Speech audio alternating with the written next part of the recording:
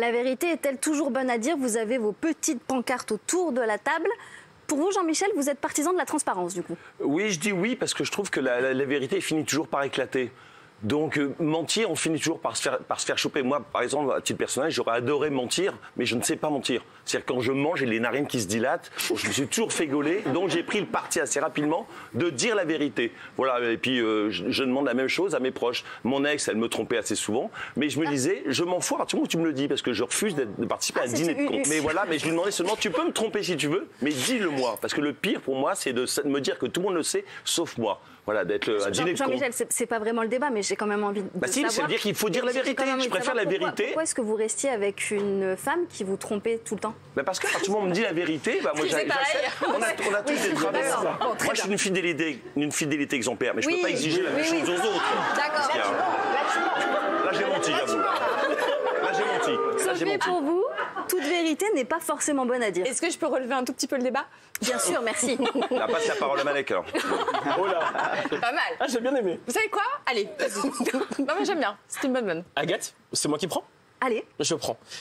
Alors, je suis complètement d'accord avec vous, Agathe. Moi, je pense que Jean-Michel Maire est un immense menteur. Oui. Sur ses centaines, voire sur son millier de conquêtes, je suis sûr qu'il a menti sur au moins la moitié. Oui, clair. Donc, Jean-Michel, on repassera.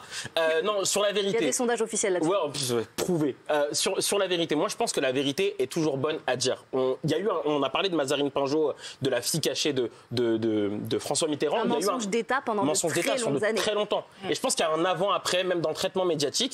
Je pense que maintenant tout le monde est bel et bien conscient que les Français préfèrent la transparence dans la vie, mais aussi dans la vie publique de nos politiques, etc. Quand vous étiez chroniqueuse, Agathe, on avait reçu à Gabriel Attal, porte-parole du gouvernement, et on avait eu un débat sur les masques, et moi je lui avais dit que les Français préféraient que des politiques disent je ne sais pas, que disent juste la vérité. On attend juste la vérité et on serait même à même de comprendre. C'est vrai que sur la crise du Covid, ça a été beaucoup reproché au gouvernement, ce manque de transparence, et que tous les Français, tout le monde aurait préféré des représentants politiques qui fassent preuve d'humilité en disant là, effectivement, on a déconné, plutôt que d'essayer de nous faire croire que c'était. Ils ont dit que les masques, il n'y avait pas besoin de mettre des masques, etc., alors qu'ils savaient très bien qu'il fallait mettre des masques. Oui, à la fois, il y avait une tonne d'informations extrêmement anxiogènes. Moi, je suis d'accord pour dire la vérité, effectivement, quand elle sert quelque chose, quand elle sert le débat et quand elle fait avancer les lignes. Par exemple, lorsqu'on a montré les photos, enfin la vidéo d'ailleurs de George Floyd, l'arrestation, enfin l'assassinat d'ailleurs de George Floyd, évidemment, ça a fait bouger les choses. Ça a donné naissance au mouvement Black Lives Matter, etc. Donc ça, c'était intéressant. Après, quand on montre le petit comment il s'appelait Elan, voilà, le petit Syrien de 3 ans, mort sur une plage turque, cette image qui était horrible, devenue horrible évidemment, mais choc. Et pourquoi pas montrer cette image si elle fait bouger les choses? Est-ce qu'elle a fait bouger les choses? Non, pas du tout. C'est censé être le symbole de la crise migratoire. Aujourd'hui, oui, c'est violent. Oui, ça a choqué. Est-ce que ça a fait bouger les lignes par rapport aux migrants? Zéro. Voilà, donc il y a de quoi de mesure. Sur ce traitement de l'information, justement, de la vérité utile ou pas, rappelez-vous, sur BFM TV, le journaliste Dominique Rizet avait déclaré que 2 personnes étaient en train de se cacher dans l'hypercachère alors que la prise d'otage était en cours. Donc c'est là les limites aussi de cette vérité, de cette transparence à toute épreuve. Léane, vous êtes pour cette vérité constante? Moi, je suis totalement pour, parce que je pense que la vérité, il faut qu'elle soit dite. Et le fait que les journalistes, des fois, ils disent ok, on veut pas dire la vérité parce qu'on veut pas affoler le peuple, etc. Moi, j'ai un peu l'impression que c'est comme quand ton ex, il te dit non, mais c'est fini, mais le problème, c'est pas toi, c'est moi. Ça marche pas. Fausse excuse. Oui, fausse excuse totalement. En fait, moi je suis une personne assez méfiante de base, etc. Donc si en plus de ça, maintenant il faut que je me méfie des médias s'ils nous disent ou pas la vérité, je préfère qu'il y ait une totale transparence et qu'on nous dit à chaque fois ce qu'il faut entendre. Donc là, par exemple, dans le contexte actuel, Paul, avec ce martèlement des informations sur les conflits en cours, etc., ça peut pas participer à une panique, à une anxiété néfaste dans la population, au contraire? Ah si, justement, c'est des fois dire la vérité, ça participe justement à une anxiété, on a peur, il y a des infos qui changent notre humeur, qui nous font peur, qui nous font agir du coup de certaines manières. Ça change nos vies aussi pour certaines fois, mais c'est impossible de dire toujours la vérité. Déjà d'un point de vue média, là on en parle, on ne sait pas quel type de personne est derrière l'écran. Ça peut être un voleur, un dealer, un tueur.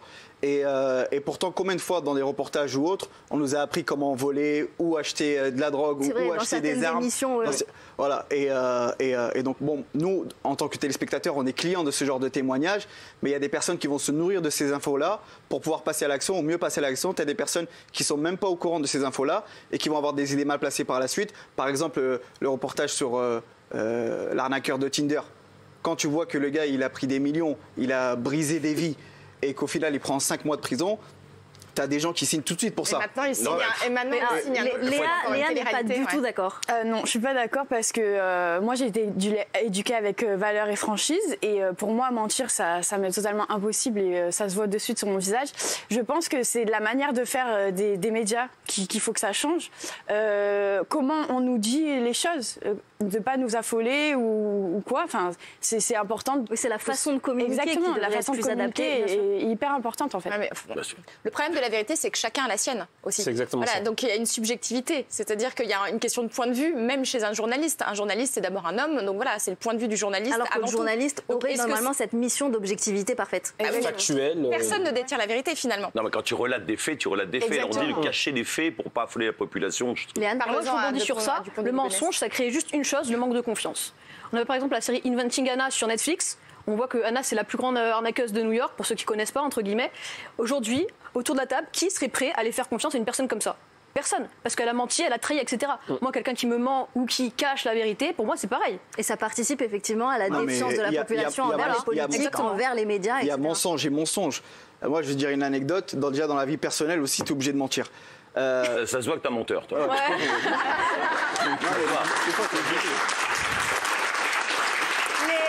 À la décharge de Paul, les menteurs se reconnaissent entre eux. C'est un professionnel qui le dit. Non, mais des fois, tu es obligé. Je vais te dire une anecdote, et franchement, celui-là qui n'aurait pas fait comme moi, je pense qu'il est faux cul.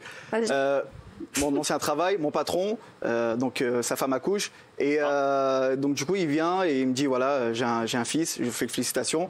Et là, il sort son téléphone, il montre une photo de son fils. Et son fils, il est moche. Il est moche, frérot, il est moche de ouf, mais il n'a pas de problème de santé quoi que ce soit, mais il est moche, ça arrive. Et moi, je regarde la photo et je lui dis quoi? Et vous dites, il est magnifique. Je lui dis quoi? Je peux pas le dire, frérot, ton fils il ressemble à ma fesse gauche, c'est impossible. Donc je lui dis quoi? Je lui dis bah oui, en plus lui il montre la photo, il est mignon, hein. Non, il est pas mignon, mais il est éclaté au sol, mais tu veux faire quoi? Bah oui, il est mignon. Non, mais là, je suis pas d'accord. Ah, vous, Léane, vous auriez dit le bébé moche. Non, je suis pas d'accord, parce que c'est subjectif la beauté. C'est-à-dire qu'une personne qui trouve quelqu'un de mais moi, beau ou c'est ma belle, vérité. Il fallait pas que je mente à ce moment-là. c'est subjectif, c'est subjectif. Je devais mentir ou dire la vérité, moi. Mon point de vue. Moi, je t'aurais dit la vérité. Moi, je confonds mensonge et méchanceté, c'est pas pareil. Voilà, c'est ça. Non, mais dire à son patron que son fils est moche, tu le dis comment? Et t'as pas demandé, vous le trouvez beau? Tu dis ne te demandez pas de dire si c'était beau ou pas beau, et t'as montré. Un mensonge diplomate, Sophie a bien résumé. Moi, je pense surtout qu'on vit plus léger avec une vérité. Oui. Qu'en ayant le cœur lourd avec un mensonge. Je suis d'accord. Oh là là, il faut écrire cette phrase sur des t-shirts, je pense. Il faut l'imprimer. Je le pense vraiment. Et en plus, moi, j'ai un petit plaisir coupable. C'est que j'ai un petit instinct. Je repère un petit peu quand il y a un mensonge et je prends un pur plaisir à enfoncer les gens et à les pousser dans leur mensonge. C'est vicieux, toi. Mais oui, c'est vrai, mais c'est ridicule. Arrêtez. Et pour revenir sur le monde du travail, il y a quand même cette statistique sur les Français. 65% d'entre nous présenteraient des CV qui seraient un peu pimpés, oui. Un peu bancal, quoi. Mais c'est normal en même temps. À la fois, on se montre sous son meilleur jour, par exemple. Si Comme toi sur Tinder. Bah voilà. Non, mais si on parle sur Instagram, si on parle par exemple des réseaux sociaux, on va pas se montrer en robe de chambre, avec le cheveu sale, etc. Donc évidemment qu'on mentir sur un CV, c'est plutôt faire état d'un diplôme ou d'une compétence qu'on n'aurait pas vraiment pour correspondre à un job. Mais de toute façon, oui, mais si vous en avez pas sous la pédale, le job il va pas durer longtemps. Donc à la fois, certes, c'est risqué. Je veux dire un truc. De toute façon, la vérité, elle finit toujours par sortir.